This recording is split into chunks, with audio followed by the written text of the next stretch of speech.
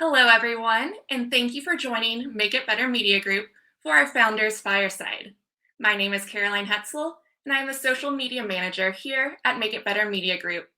Today, we are joined by John Edwardson, former president of UAL Corporation, the parent company of United Airlines, co-chairman of Advance Illinois, and former CEO of CDW. I am also happy to introduce the woman who makes this all possible and creates positive, powerful connections, a woman whose media organization supports, elevates, and celebrates local businesses whose philanthropic efforts make lives better. Founder and Chief Visionary Officer of Make It Better Media Group, Susan Noyes. Passing it over to you, Susan. Thank you so much, Caroline. And John, thank you so much for coming today. This is my first fireside chat live in person with someone. This is something to celebrate. Yes, it is. And we are doing this because I saw the commencement speech that you gave for Purdue University. That was, I think, the best commencement speech I've ever seen. And I've heard similar reports from family and friends who saw it too. So make sure that you actually find the commencement speech that we're referencing, because it too will make you laugh, cry, think, and want to take action. And one of the things that I learned that really surprised me was that your astonishing success. And by the way, President Mitch Daniels referred to you as Purdue University's most accomplished and esteemed alum in his introduction. So that your success and accomplishment as the first member of your family, the first generation to graduate from college, I think is particularly remarkable. I would really like to hear more about your family and about your rise and about the values that led you to say during this speech that your corporate success is really attributed to thankfulness, humility, awareness of how difficult life can be for others, for listening well and community service, and the ability to foster collaboration and consensus, which is more important now than ever, especially in the digital age. Okay. So, could you please talk about your family of origin and your path through life? Sure. Family, I was born in Terre Haute, but grew up mostly in Southern Illinois. And as I look back on the journey to Purdue, I think from a very early age, I needed to finish the degree that my dad never did. Oh. He dropped out of Purdue his first semester there, and I think always regretted that. So from an early age, it was, you're going to go to college, you're going to go to college. I think in terms of the differences between my parents, my dad was always pushing me to work harder and do better because he didn't complete college. And I think he struggled with that for many years. And I can still remember one report card where I had 62 or 3 A's and 1 B plus. And he sat me down and said, "Johnny, how much harder would you have had to have worked to make that 1 B plus an A?" Now, on the other hand, my mother was entirely different. She was always positive, always complimentary, always helping. And so the juxtaposition of the two, I think, had a lot to do with the success I've had in life, simply because they just did things so differently, but they ended up being very complementary in many ways. So can you summarize the lessons that you learned from both? Yes. Well, from my dad, it was clearly hard work. Dad lost his job my freshman year at Purdue. And I took him about 1.5 years to find another comparably good job. And during that period, he worked as a hod carrier, that's carrying bricks and mortar to a bricklayer on the job, and other menial jobs, not in an office, but working as a laborer, but not a skilled laborer. My mother also went back to work at that point in time. And so I clearly learned the value of hard work and also paying for what you buy by saving the cash first. So I got out of Purdue with very little debt because I had 2 jobs at Purdue while I was going through Purdue. Did you get straight A's? And I didn't get straight A's. I had a little more fun at Purdue. In terms of philanthropy, I learned more from my grandparents. There's one story that I think is important in my life. I was 8 or 9 years old. My mother's father had a small country grocery store. It may have been 800 square feet. And I was there one day. A woman came in and put 2 quarters on the counter, but didn't buy any groceries. And she said, "Mr. Anderson, here are 2 quarters more on the payment of my bill." And so I was asking, well, why was she giving you money when she didn't take any groceries? This was in 1956 or 7. And he said to me, well, during the Depression and the war, she was one of a number of families we gave credit to at the grocery store. And I said, but that was 10 or 15 years ago. And he said, yes. And they had no money, so we carried her receivables. And even if she pays 50 cents a week for the rest of her life, she'll never pay it off. But it's important to her that she continue to come in and give me 50 cents a week. And so that was one of the first lessons I learned about charity. And it was just important to him that people in their community had enough to eat during the Depression and during the war. I completely relate to that. My father owned grocery stores in Indianapolis and ended up in, they were stores in struggling areas. Yeah. We fed a lot of people. So I love that lesson. Yeah. And I don't know if that still happens today, but I bet in some small communities it does still happen. And that's what community should be. Mm-hmm. So can you talk about how you have fostered those kind of lessons in employees as you were growing in your career? Sure. One of the things that I thought was always important is to give back. And that, I learned that through lessons at home. And I often thought for our employees, it would build a better esprit de corps, a better feeling about the company. So for many years at United Airlines, at CDW as well, we would build a habitat home every year as a project. Or we would volunteer at the food depository, the Greater Chicago Food Depository, or other places like that. And we gave every employee at CDW 1 day off a year to do volunteer work. But there were 2 different opportunities we had that I thought went above and beyond the call. When the big tsunami hit Thailand a number of years ago, and you can remember tidal waves of, people getting carried out in the ocean. After that was over, we sent 10 co-workers of CDW to Thailand to build homes there with Habitat for Humanity. And this was kind of the beginning of the internet and of it being used. And every day they would send pictures back of what they had accomplished and a little video. And the whole company was watching this, 9 or 10,000 miles away. Likewise, after Katrina hit New Orleans, we had nearly 330 people.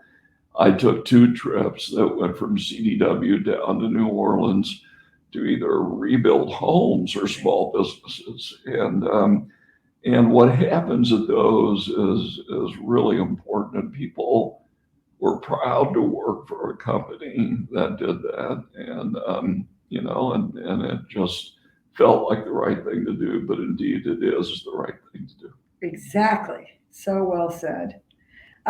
So you have carried those lessons in philanthropy forward in life.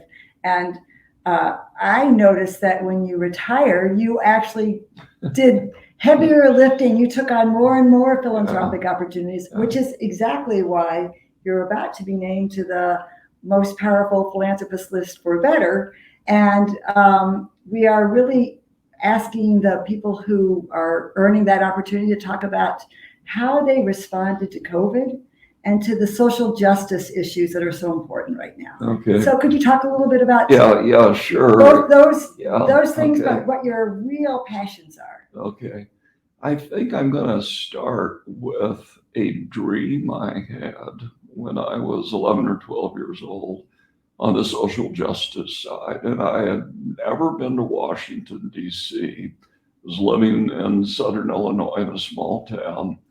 There was a lot going on in the world in the 64 and 65 with respect to social justice or lack thereof. And all of us saw on television people getting attacked by German shepherds, being blocked from getting into an all-white college or an all-white high school. And one night I had a dream that I was in Washington, D.C., where I'd never been before, standing in front of the Lincoln Memorial, and Abraham Lincoln's statue began to talk to me. And he just repeated and kept repeating, John, all men are created equal. And he would say that again and again. And I've never forgotten that dream. I mean, it's as vivid a day in my mind as it was the night that it happened. And when you have something like that happen, it's hard to forget that. And so I think in a lot of ways, I go back to that statement. But all men are created equal, but all men don't have equal opportunity, or all women, as we should be inclusive here. So one of the things I've tried to do in my philanthropic giving is to focus on what are the needs that people have, and the one on being created equal is having an equal chance at a good education. So one of the philanthropies really isn't a philanthropy. We're an ombudsman, if you will, in the state of Illinois, Advance Illinois, which is a K-12 advocacy group statewide. And we look at things such as East St. Louis. The average spend per student in the high school there is about $7,200 or $7,300 a year, while in New Trier it's about $23,000 a year. So how can we say that these kids have an equal education when the spending on them is so different? And then the quality of teaching is clearly an issue. In some schools, it is better than others.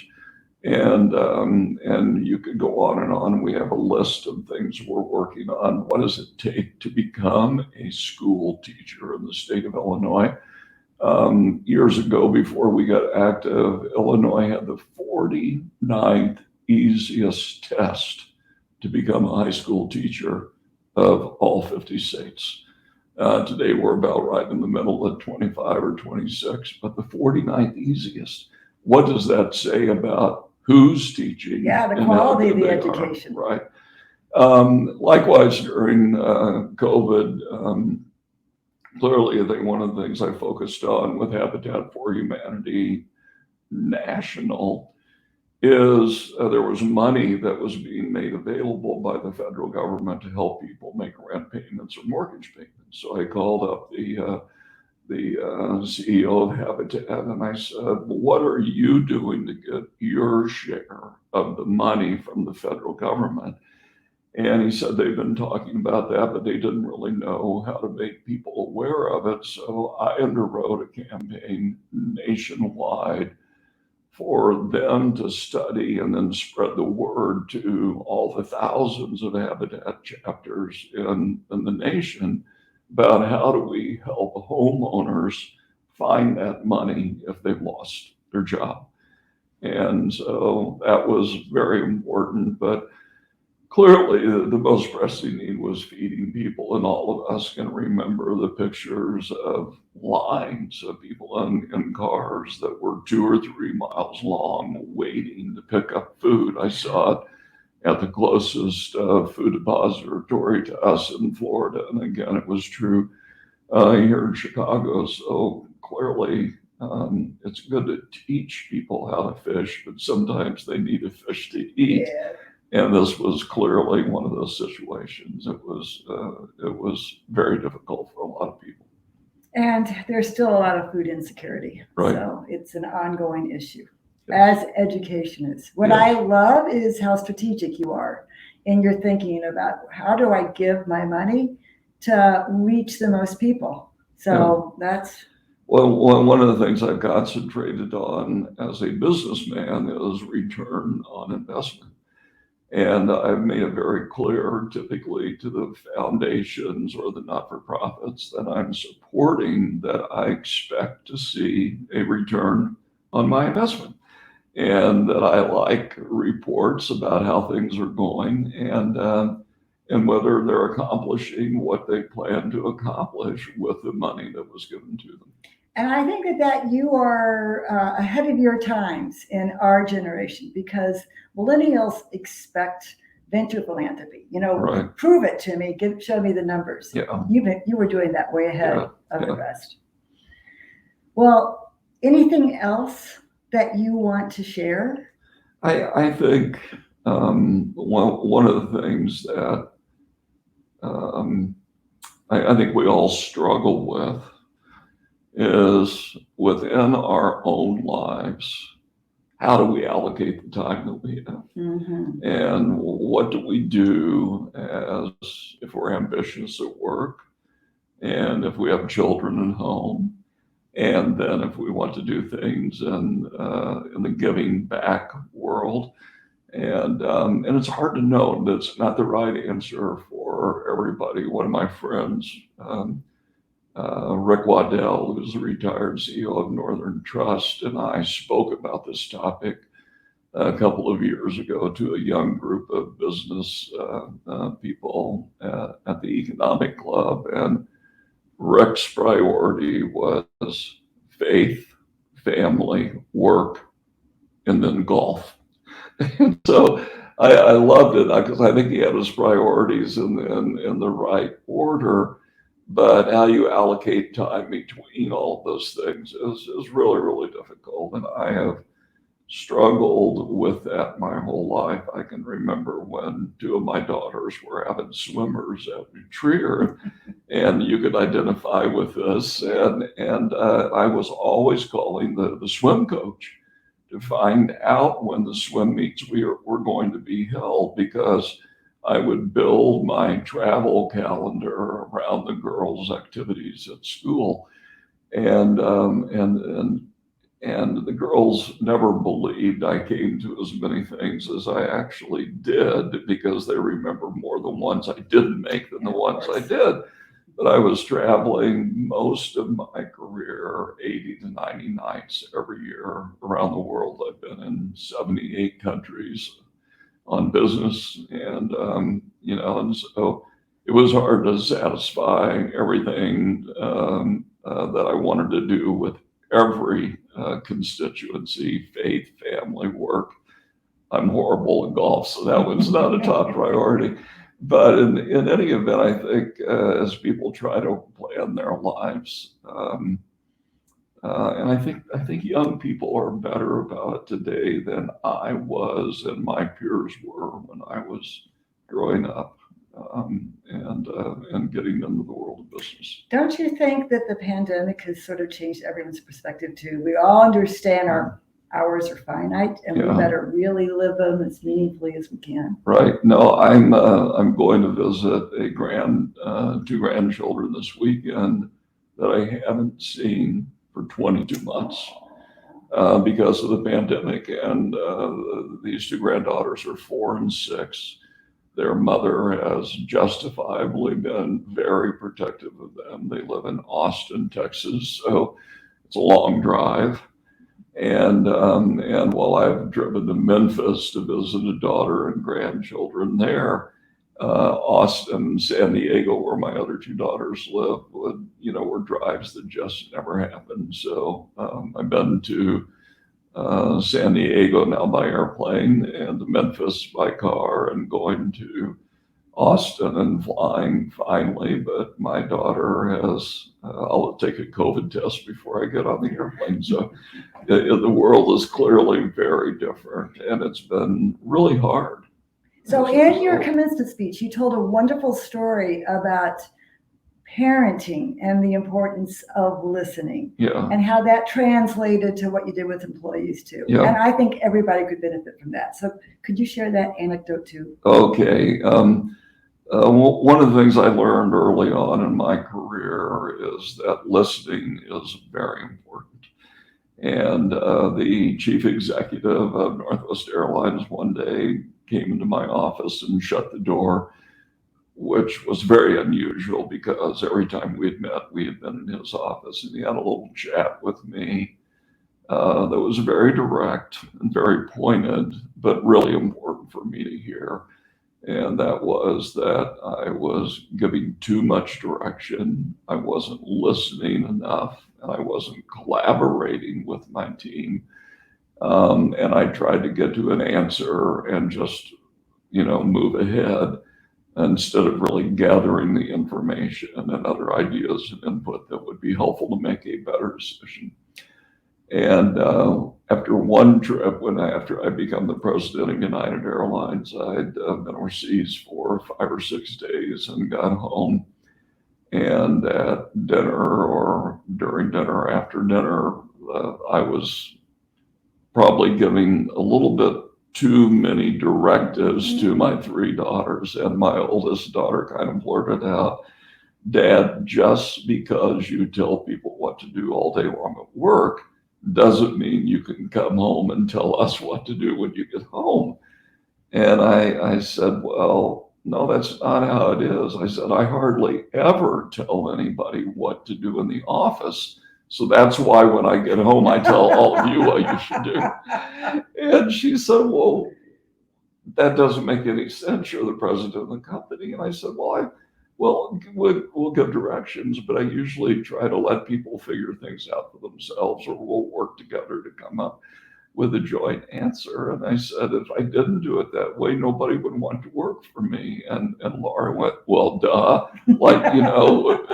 Think about us. We don't work for you either, but you are our father." And that's when I tried to explain that there are some differences in parenting than there are in leading a business. And it was a fun discussion with the girls. But I think listening is one of the most important skills, and it's not easy to learn to be a good listener.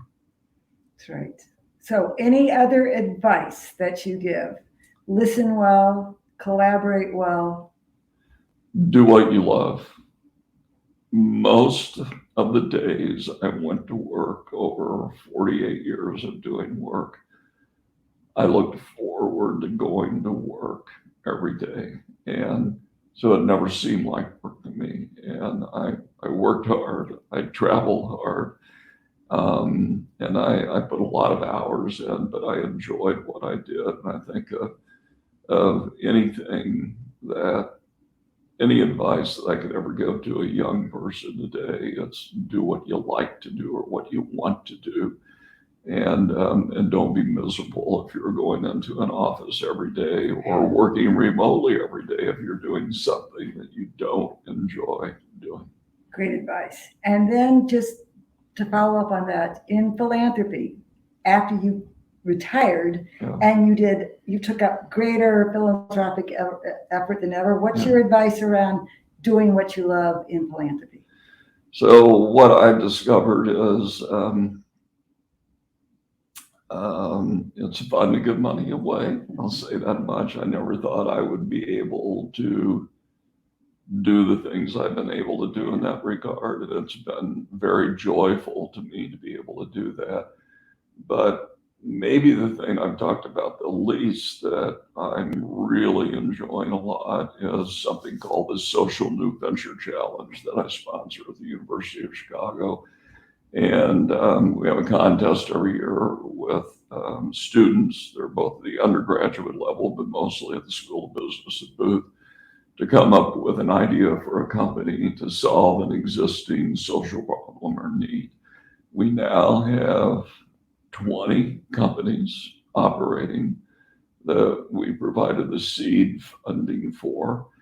One's called Luminate, which came up with an idea for using solar power to put in huts in Africa to turn light bulbs on. They have all kinds of products related to that now. You can see them in Better online too because of a fundraiser. Yes, exactly. And I provided the first seed money for them. So I do some initial funding, but I don't own any stock in the companies. I don't. You're an angel investor. I'm a true angel without looking for any return. Another one is called the Hello Tractor. We're in Hello Tractors in about 9 countries in Africa and India now. And they rent tractors out to farmers who can't afford the equipment because they don't have the cash to pay for it. But they can farm more and be more productive if they can rent rototillers or tractors from Hello Tractor. Another one is called Ballot Ready. Ballot Ready gives existing information that's been put out in the press during elections to help people choose who they want to vote for. So they don't create any content. They take other content that's been created generally by newspapers and newspaper articles and make it easily available under a candidate that is running for office. And probably trying to do it so they are linking to all sides of the political spectrum. They don't provide content just on one side, and they don't carve out things. They just put it all out there, and then they sell advertising for companies that want to buy advertising when people are looking at this. So it is there are all kinds of different businesses. Another one that's been very successful is called Autism in Motion, and it was for helping kids with autism. And we've got clinics now, I think, in about 10 different cities in Arkansas and Oklahoma. And so all these are businesses that people had ideas about. We, got them started, and then, they either make or break it on their own after they get the seed money. So I'm tallying up the number of lives you've made better. I mean, I can't tally them up because they're so strategic, and there's the ripple effect in 9 different countries, I heard you say, just for tractors. So what a gift to fun. The world. That's lots of fun. And what's interesting is I'm doing one more of these Facebook Live conversations with another member of the list, Helene Gale, who is the head of the Chicago Community Trust. Right. And what's interesting is the trust now funds businesses too. So it's not just philanthropy. Mm-hmm. It's whatever is most impactful that will move the world forward the fastest. Yeah. I love that perspective. So congratulations. Thank you. And thank you. Okay. Anything else you want to tell the world? Not at all. All right. Okay. Thank you, John. It was a pleasure. Thanks a lot. All right. Thank you, John and Susan, for joining us today. Again, John will be included in our upcoming Powerful Philanthropist list, and you can find that in our issues in November. Stay connected with Make It Better Media Group at Marin Magazine in Better Chicago, and be sure to check out our website at better.net. Thank you all. Okay. Thanks, Caroline. Bye.